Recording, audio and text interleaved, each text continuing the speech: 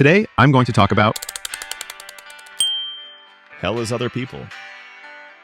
hell is other people. It sounds antisocial, like Sartre's telling us to stay away from human connection. But that's not what he meant. In No Exit, Sartre shows how we create our own personal hell, not just through others, but through how we let others define us. See, the real suffering begins when we stop living for ourselves, when we shape every action, every word, around how we'll be seen.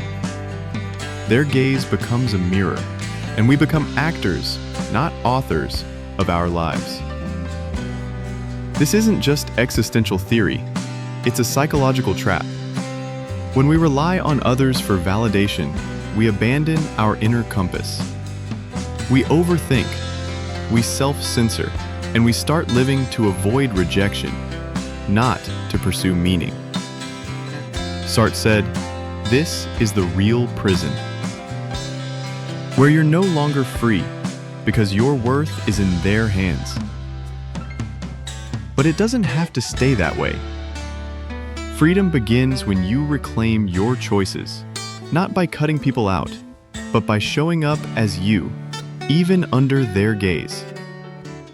So no, hell isn't other people. Hell is losing yourself to please them. And the exit is remembering your existence is yours to define. Overthinking isn't weakness, it's protection. Have you ever felt paralyzed by your own standards? Like every little plan must be perfectly followed, and one small mistake ruins your entire day? You push yourself hard, always chasing the best. But when things fall short, it doesn't just disappoint you, it crushes you. That's not laziness, that's perfectionism. And it's not about loving excellence, it's about fearing you're not enough unless you are. Psychologists say perfectionism often hides deep insecurity. It's not about doing things well, it's about proving your worth. Maybe you grew up believing love had to be earned, that only perfect deserved praise, safety, or approval. So now, if something isn't flawless, you feel like you failed completely.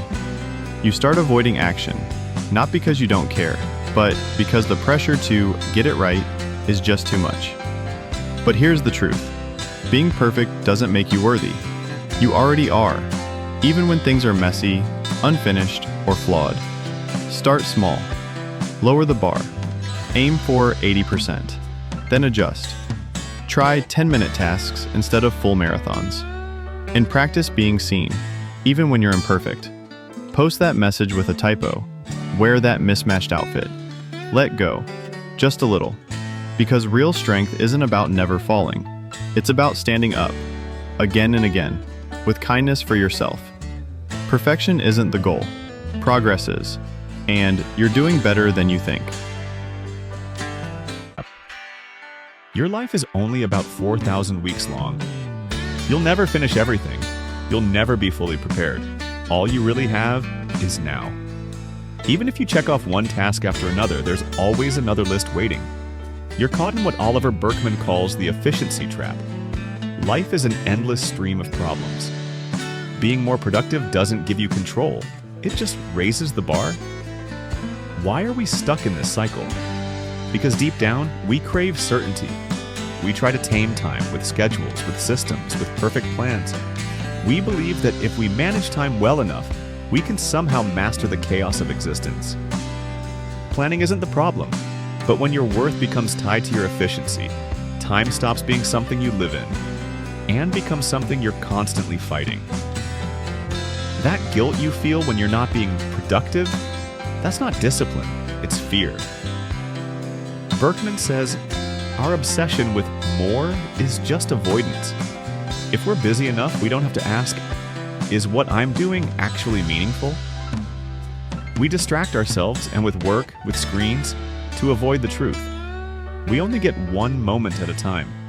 We treat the present like an obstacle, telling ourselves things will be better someday. But this moment is already enough. That anxiety you feel when choosing a career or a partner, it's grief. Grief for all the other lives you'll never get to live. But once you choose, that anxiety fades. Because now there's only one path ahead. Only when we embrace the limits of life can we begin to find beauty in them. So stop waiting for the perfect moment. All of this is your life. And one day, it will end. In your 4,000 weeks, how will you live so you don't waste them? Why your relationship feels distant. You ever feel like you're in a relationship but still feel alone? Like you talk every day. Good morning, did you eat, what are you doing? But somehow you still don't really know each other? That's because closeness isn't about routines. It's about depth. The kind of conversation where you share what you feel, what you fear, and what you dream about. Too many couples look happy on the outside, laughing, hugging, posting cute photos, but they've never had a real conversation about their insecurities or their past.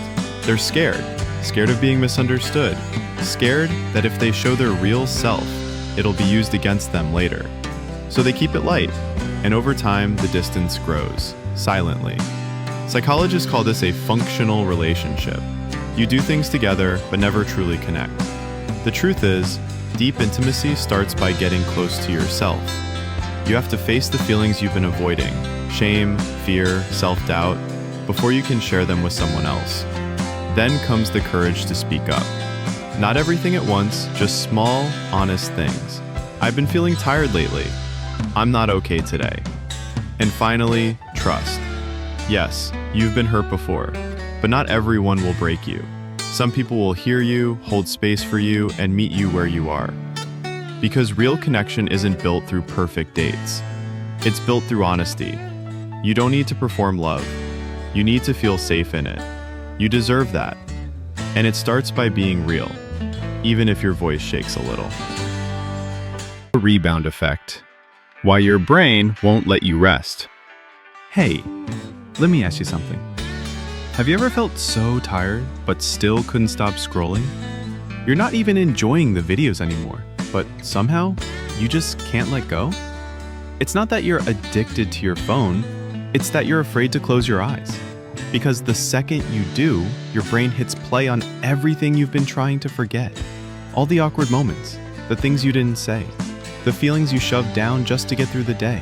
They come crashing back, louder than ever. And you're not weak. You're not lazy. This is your brain trying to protect you in a really exhausting way. Psychologists call this rebound control. When you try to silence your mind, it gets even louder. And at night, your brain's default mode network kicks in. That's the part that replays everything you didn't deal with, all at once. But listen, you're not broken. You're just carrying too much for too long. So tonight, try this. Put down your phone. Not as punishment, but as a signal. You've done enough. Write down what's bothering you. Not to fix it, but to release it. And if your thoughts still race in bed, get up. Breathe. Look out the window. Remind your body, it's safe now. You don't have to win the night. You don't have to be productive or perfect or okay. You just need to rest. Even if that just means lying there, breathing, and being kind to yourself for once. You are already enough, and you deserve peace, especially tonight.